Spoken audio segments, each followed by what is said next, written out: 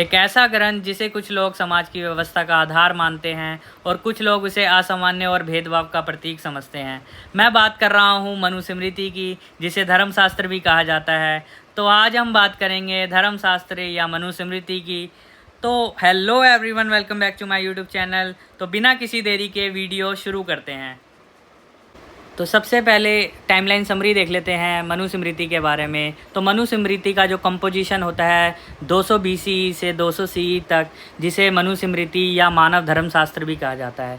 और गुप्ता पीरियड में क्या होता है, मनुस्मृति जो होती है वो अपना एक ऐसा स्टेटस गेन कर लेती है जिसको लीगल एंड मॉरल गाइड कहा जाता है।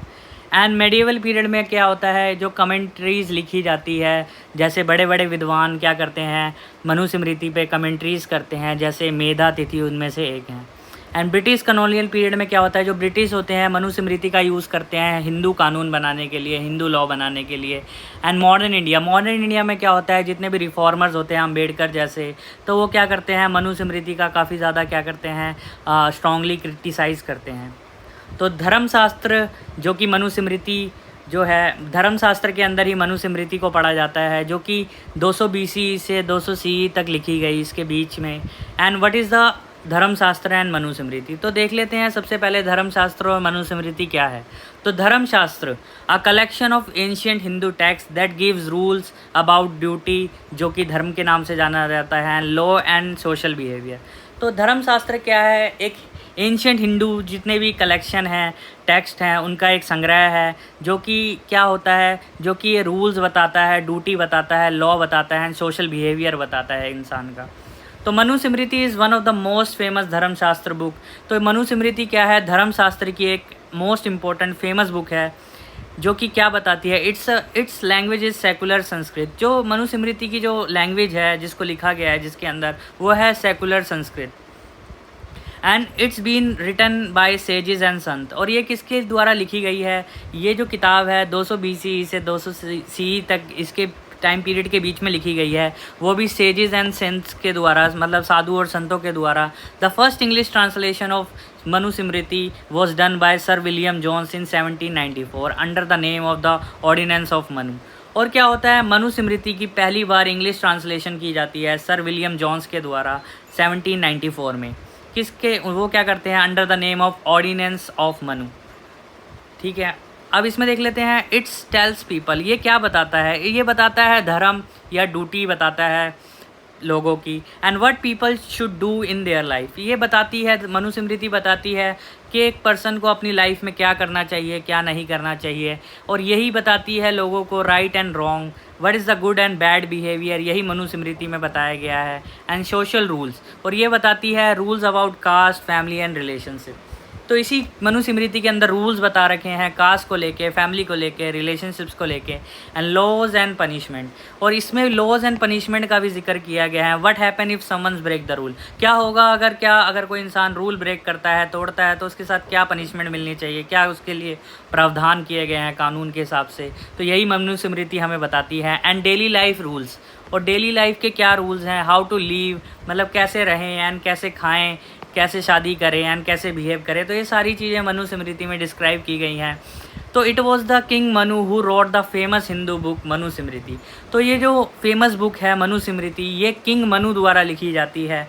And king Manu is consider the first law giver and teacher who gave knowledge of धर्म, जिसे बोलते हैं rule of life and society. तो मनुस्मृति जो किंग मनु होते हैं, वो समझे जाते हैं पहले law giver and the teacher who gave knowledge of धर्म। मतलब ऐसे टीचर माने जाते हैं, ऐसे पहले टीचर माने जाते हैं या लॉ गिवर माने जाते हैं, जिन्होंने क्या करा, नॉलेज दी धर्म की, मतलब रूल ऑफ लाइफ बताया एंड सोसाइटी के बारे में बताया। To Maharshi Bhrigu who then spread to the people. और क्या होते हैं, यही मनु की शिक्षा आगे जो पास ऑन करते हैं, जो फैलाते हैं, महर्षि भृगु फैलाते हैं। And Manu is known as the first king of the world या फादर ऑफ ह्यूमन बीइंग। तो मनु जो होते हैं वो उन्हें फर्स्ट किंग बोला जाता है दुनिया का, या फादर, ये जितने भी इंसानी मनुष्य हैं उनका फादर बोला जाता है मनु को। And Manu is considered to be the son of the supreme lord Brahma. और मनु को माना जाता है जो सुप्रीम लॉर्ड है ब्रह्मा जी, उनके पुत्र माने जाते हैं। And he is also consider the first man and the ancestor of all humans. और यही मनु जो माने जाते हैं फर्स्ट मैन माने जाते हैं अर्थ पे, और एंसेस्टर माने जाते हैं सभी ऑल ह्यूमंस के। तो मनु स्मृति ऑल्सो नोन एज मनु संहिता, मनु धर्मशास्त्र एंड एंथ्रोपोलॉजी। तो मनु स्मृति को इन सब नामों से जाना जाता है। तो Manu Smriti has 12 chapter around 2694 verses and shlokas जिसे बोलते हैं। तो मनु स्मृति में 12 चैप्टर मेंशन किए गए हैं और 2694 श्लोक्स इसमें डाले गए हैं। And the first English translation of Manu Smriti was done by sir William Jones in 1994 under the name of ordinance of Manu. तो जैसे हमने पढ़ा मनु स्मृति की जो पहली इंग्लिश ट्रांसलेशन है वो सर विलियम जोन्स द्वारा 1794 में की गई, जिसका नाम था ऑर्डिनेंस ऑफ मनु। तो it is believe that it was the first Sanskrit text translated to English, और ये भी माना जाता है साथ साथ ये एक ऐसा पहला टेक्स्ट था जिसे इंग्लिश में क्या किया गया, ट्रांसलेट किया गया। अब देख लेते हैं कंटेंट ऑफ मनु स्मृति। मनु स्मृति में क्या क्या चीज़ें मेंशन हैं। The main purpose of Manu Smriti is to maintain dharma, law and order and give rules for individual, families and society. तो जो मेन पर्पस होता है मनु स्मृति का वो है धर्म और लॉ एंड ऑर्डर को मेंटेन करना, मतलब कानूनी व्यवस्था को बनाए रखना, and give rules for the individual, family and society, और रूल्स बनाना इंडिविजुअल के लिए, फैमिली के लिए और समाज के लिए। तो Manu Smriti is the first book that laid the foundation of Indian civilise society. तो यही जो मनु स्मृति एक ऐसी बुक है जो कि फाउंडेशन रखती है इंडियन जो कि सिविलाइज सोसाइटी है उसकी। This book taught Indians that what is the purpose, and ये बताती है कि इंसान का क्या पर्पस है। And Manu Smriti is consider one of the earliest law book of the ancient India. तो मनु स्मृति को क्या नाम माना जाता है, सबसे पहली किताब माना जाता है एंशिएंट इंडिया की, लॉ बुक माना जाता है पहली एंशिएंट इंडिया की। एंड धर्म एंड दंड, अब देख लेते हैं धर्म और दंड के बारे में इन्होंने क्या लिखा है मनु स्मृति में। The word dharma comes from the Sanskrit root dhri and which means to hold and support and sustain. तो जो ये धर्म है, धर्म जो है संस्कृत भाषा के शब्द से मिलके बना है ध्री, जिसका मतलब होता है होल्ड करना या सपोर्ट करना या सस्टेन करना। तो dharma refers to the principle and duty that maintain order in society and life. तो धर्म को रेफ़र किया जाता है, समझा जाता है ऐसा प्रिंसिपल या ऐसा ड्यूटी, ऐसा कार्य जो कि लॉ एंड ऑर्डर मेंटेन करता है सोसाइटी में और लाइफ में। जैसे एग्जाम्पल ऑफ धर्म का एग्जाम्पल देखें तो ड्यूटी करना, नॉन वायलेंस करना, एंड जस्टिस न्याय देना, एंड मोरालिटी लाना, एंड वर्च्यू।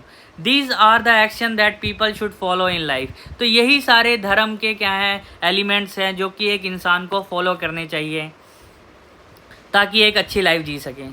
तो Manu mention the 4 types of दंड। तो मनु ने क्या बताए हैं, 4 प्रकार के दंड बताए हैं जो कि देख लेते हैं। जो पहला दंड उन्होंने बताया है वो है वार्निंग, जिसे हम चेतावनी बोलते हैं। Telling the person not to repeat the mistake. तो ये बताता है कि एक इंसान को गलती नहीं करनी चाहिए दोबारा, अगर वो सेम गलती दोबारा रिपीट करता है। एंड जो दूसरा दंड बताया है उनके द्वारा वो है सेंसर पनिशमेंट, मतलब किसी को निंदा या फटकार कर या क्रिटिसाइज द रॉन्ग एक्ट। जैसे अगर कोई काम गलत करता है तो उसे क्रिटिसाइज करना चाहिए। एंड फाइन पनिशमेंट, और इसमें क्या फ़ाइन पनिशमेंट या पैसे का दंड या पेइंग मनी एज पनिशमेंट, मतलब उसे पैसे, अगर कोई वो दंड करता है या तो उससे हम पैसे भी ले सकते हैं, मनी भी ले सकते हैं as a punishment. And physical punishment भी दे सकते हैं उसे। तो फिज़िकल पनिशमेंट या अदर स्ट्रिक्ट पेनल्टी लगा सकते हैं। तो मनु स्मृति ने 4 दंड बताए हैं। पहला जो है वार्निंग देकर छोड़ना, या दूसरा है सेंसर पनिशमेंट, निंदा करना, एंड फाइन पनिशमेंट, किसी को पैसे का दंड देना, एंड फिजिकल पनिशमेंट या शारीरिक दंड। तो अब देख लेते हैं divine organ theory of kingship. इसमें क्या है, in chapter 7 of Manu Smriti Manu mention divine organ theory of kingship. तो इन 7वें चैप्टर में मनु स्मृति के बताया गया Manu mention divine organ theory of kingship. Kingship की क्या बताई है उसने, डिवाइन ऑर्गन थ्योरी बताई है। The king is created by God to rule and maintain dharma. तो जो किंग जो है क्रिएट किया गया है, भगवान द्वारा बनाया गया है ताकि क्या किया जा सके, रूल और मेंटेन किया जा सके धर्मों को, लॉ एंड ऑर्डर मेंटेन किया जा सके अर्थ पे। तो Manu Smriti describe the organ of the king and not by state. तो मनु स्मृति बताती है हमें जो किंग का ऑर्गन हुआ है भगवान द्वारा हुआ है, ना कि स्टेट द्वारा। तो according to Manu the king is made up of 8 gods. तो जो किंग मनु के अकॉर्डिंग क्या है कि जो किंग है, जो राजा का है, वो 8 गॉड से मिलकर बना है, sun, moon and Yama and Kubera and Indra and Varuna and Pavan and Agni. तो किंग जो है इन 8 भगवानों से मिलकर बना है। Because of this the king is believe to be responsible to God, not directly to the people. तो इसका मतलब ये है जो किंग है वो भगवान के प्रति रिस्पॉन्सिबल है, ना कि उसकी जनता के प्रति या लोगों के प्रति। तो this theory is known as quasi contractual theory and state is created by, जो कि बताती है इस थ्योरी को किस नाम से जाना जाता है, quasi contractual theory and state is created bye contract between king and God. तो ये बताता है जो स्टेट, जो राज्य, जो किंग बनाया है, वो जो स्टेट बनी है वो कैसे बनी है, किंग और गॉड के द्वारा बनी है, इनके समझौते से। तो मनु's concept of organ of the state is called quasi federation because Manu social agreement is not between people and the state। और जो मनु का ये जो कॉन्ट्रैक्ट है ये लोगों और राजा का नहीं है, ये राजा और भगवान का कॉन्ट्रैक्ट है। And between the king and God Manu says that before the organ of state the anarchy was prevalent in the primitive society. तो इसमें बताते हैं, जो मनु कहते हैं कि ऑर्गन, जब स्टेट का ऑर्गन नहीं हुआ था तो वहाँ पे क्या फैला हुआ था, काफ़ी सोसाइटी में अराजकता फैली हुई थी।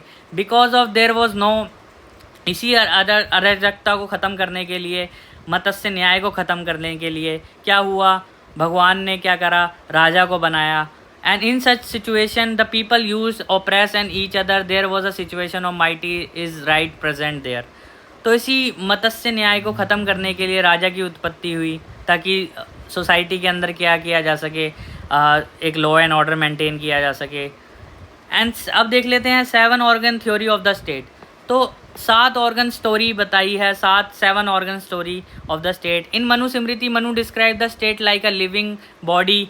मतलब मनुस्मृति ने क्या बताया, स्टेट को एक लिविंग बॉडी की तरह बताया है, या ऑर्गेनिक स्टेट भी कहा है, जिसका मतलब होता है just like a body has different part, जैसे कि हमारी बॉडी में डिफरेंट पार्ट्स होते हैं, हैंड्स, लेग्स एक्सेट्रा। तो ऐसी स्टेट के भी अलग अलग पार्ट्स होते हैं जो आपस में काम करते हैं। तो मनु यूज़ द वर्ड प्रकृति for the element and component of the state. तो मनुस्मृति ने क्या यूज़ कराया है, मनु ने क्या यूज़ करा है, प्रकृति वर्ड का इस्तेमाल किया है एलिमेंट बताने के लिए, कंपोनेंट्स बताने के लिए स्टेट के। तो एक बार देख लेते हैं कौन कौन सी प्रकृति बताई है उन्होंने। 7 पार्ट्स ऑफ द स्टेट की अब देख लेते हैं, यही पार्ट्स इन्होंने प्रकृति का नाम दिया है। तो Manu talks about 7 element and प्रकृति ऑफ द स्टेट। तो पहली जो प्रकृति है वो है किंग, स्वामी, जो कि क्या करता है, डिसीजन लेता है। एंड द मिनिस्टर बताया अमस से, ये क्या करते हैं, राजा की हेल्प करते हैं एडमिनिस्ट्रेशन और प्लानिंग करने में। अगर अच्छे मिनिस्टर होंगे तो गुड गवर्नेंस होगी राजा की। एंड थर्ड जो है फोर्ट होना चाहिए, दुर्ग होना चाहिए। ये क्या करता है, प्रोटेक्ट फ्रॉम एनिमीज़। ये durg main place for the governance. ये क्या होता है, ये एनिमीज़ से बचाता है दुर्ग। एंड नेशन मीन्स जनपद। ये इंक्लूड करता है जो उसके राजा की क्या होती है, पॉपुलेशन और रिसोर्सेज होते हैं, वो इसमें नेशन में, जनपद में आते हैं। एंड ट्रेजरी मतलब कोष। इसका मतलब जो भी इनकम होती है राजा की from the taxes and use for development, जो कि वो क्या कर सकता है, इन सब टैक्सेस अपने खजाने का इस्तेमाल वो कर सकता है, डेवलपमेंट के लिए कर सकता है। एंड जो 6th एलिमेंट बताया है वो है आर्मी, दंड, जो कि protect the state and maintain order, जो कि क्या करता है, स्टेट के अंदर ऑर्डर एंड प्रोटेक्ट करता है state and maintain order society में। आर्मी, तो जितनी स्ट्रॉन्ग आर्मी रहेगी उतना सिक्योर स्टेट रहेगा। एंड अलायंस, एलाइज मतलब मित्र, तो help times of war and crisis. तो ये मित्र क्या करते हैं, अगर कभी वॉर जैसी सिचुएशन आती है तो ये क्राइसिस और वॉर में क्या करते हैं, हेल्प करते हैं मित्र। तो ये 7 एलिमेंट बताए हैं मनु ने, ये 7 प्रकृति बताई है स्टेट की। And foreign policy of Manu. अब देख लेते हैं फॉरेन पॉलिसी ऑफ मनु ने क्या बोला है। Regarding the foreign policy Manu talk 6 fold policy and 4 method policy. तो मनु ने क्या करा है, 6 फोल्ड पॉलिसी बताई है। तो पहली जो बताई है संधि मतलब ट्रीटी करना किसी के साथ। एंड दूसरी जो विदेश नीति बताई है मनु ने फॉरेन पॉलिसी, वो है विग्रह मीन्स वार या कॉन्फ्लिक्ट करना। एंड तीसरी बताई है वो यान, प्रिपेयरिंग ऑफ वॉर करना, प्रिपेयर होना वॉर के लिए, या अपनी आर्मी को क्या करना, मार्चिंग आर्मी, अपनी आर्मी को क्या करना, मार्च करवाना। एंड जो 4th बताया है वो है आसना मीन्स स्टेइंग क्वाइट बैठना।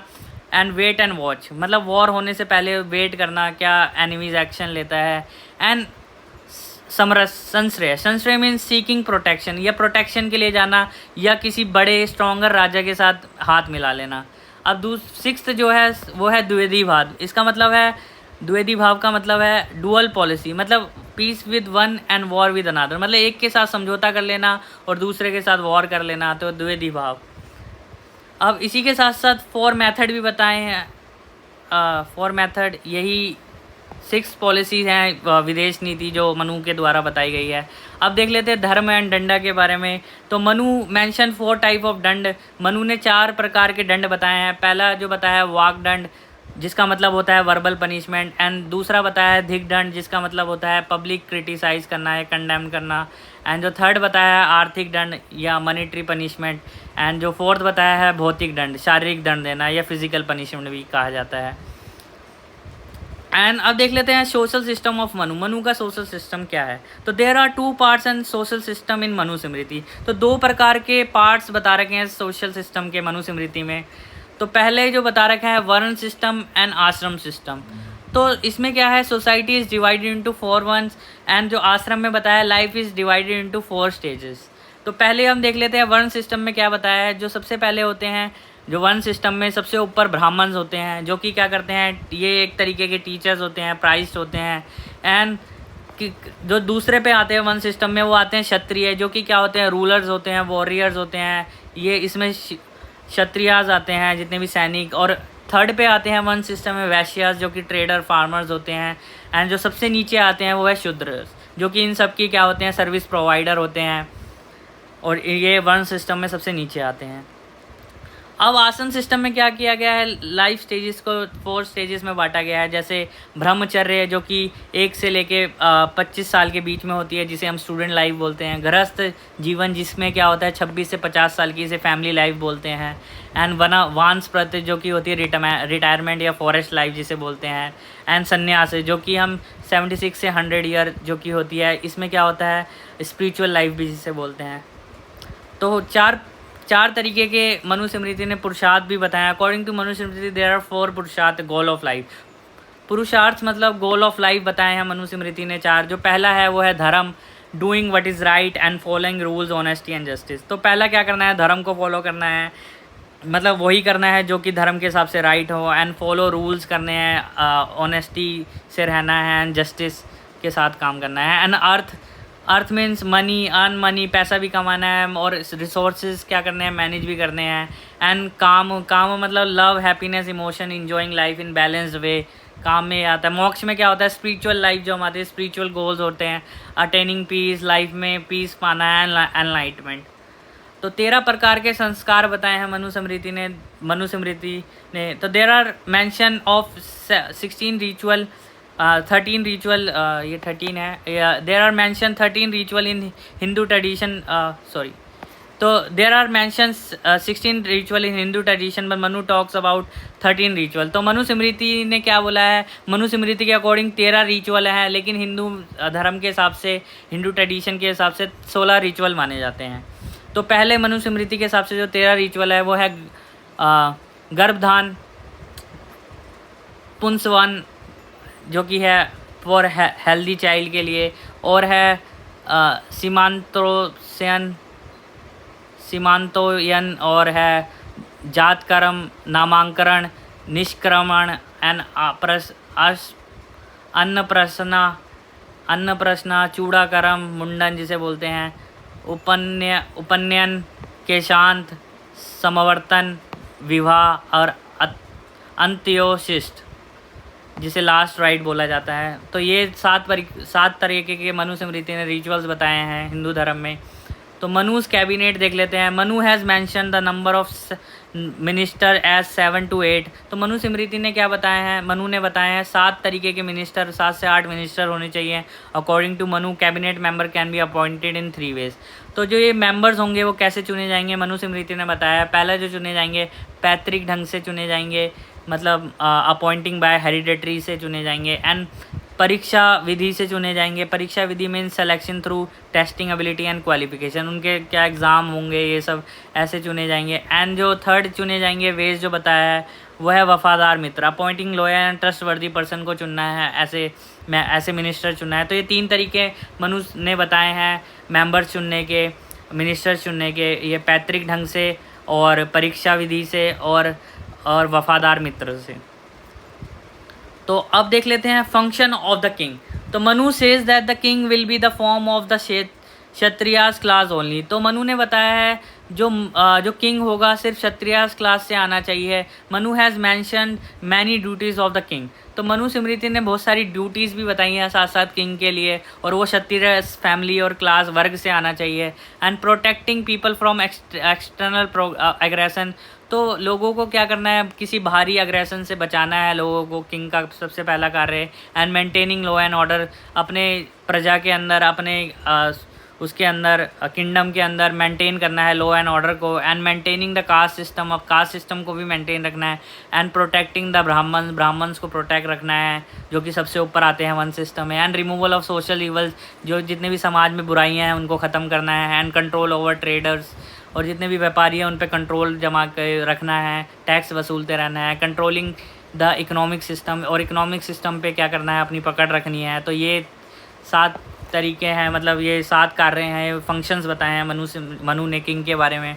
And 4 types of nation and state, nation state. तो 4 प्रकार के राष्ट्रमंडल बताए हैं मनु ने। तो 4 प्रकार के होते हैं। जो पहला जो राष्ट्रमंडल होता है वो है मित्र स्टेट, मतलब ये हमारे फ्रेंडली स्टेट होते हैं, अलाइज स्टेट होते हैं। जो दूसरा होते हैं स्टेट वो है शत्रु स्टेट, ये एनिमी स्टेट होते हैं जो कि क्या करते हैं, हमारा अपोज करते हैं या और हमारा विरोध करते हैं। एंड जो थर्ड है वो है मध्यम स्टेट, जो कि क्या करते हैं, ये न्यूट्रल रहते हैं, किसी भी डायरेक्टली इन्वॉल्व नहीं रहते हमारे साथ। एंड बफर स्टेट, जो कि क्या करते हैं, स्टेट बिटवीन 2 पावर्स। जैसे ये क्या होते हैं, ये बफर स्टेट का काम करते हैं। जैसे अगर एक एनिमी स्टेट है, उनके बीच में ये स्टेट होते हैं और यहाँ पे इनकी एनिमी स्टेट होते हैं।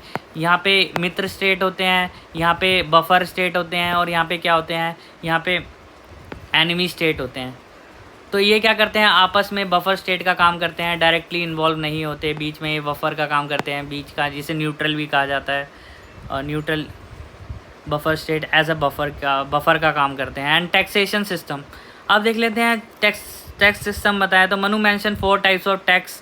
तो मनु ने क्या बताया है, 4 प्रकार के टैक्स बताए हैं।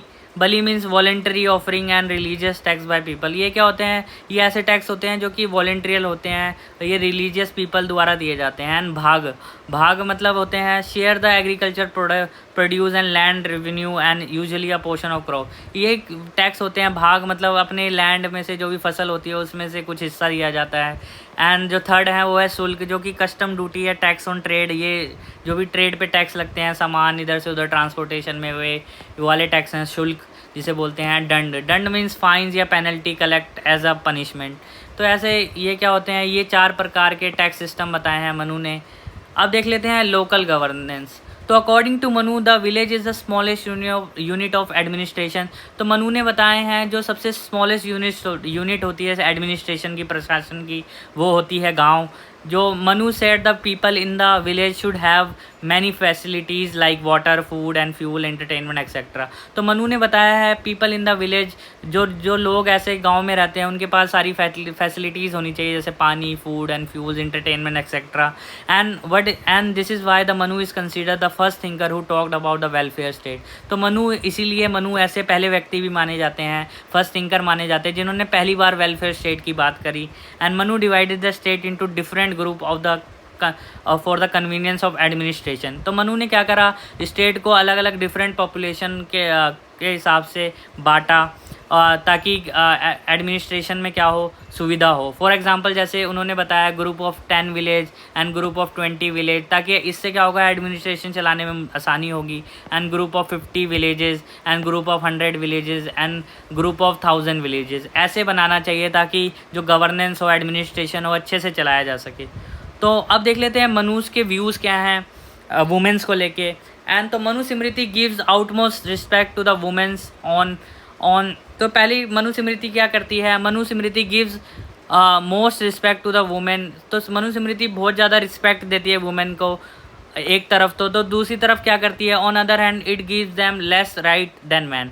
लेकिन दूसरी तरफ क्या करती है, ये कम अधिकार भी देती है पुरुषों की तुलना में। तो Manusmriti says that the where women are worshipped and there lives the God. तो मनुस्मृति ने बताया जहाँ वुमेन्स की पूजा की जाती है वहीं क्या बैठते हैं, वहीं भगवान बसते हैं।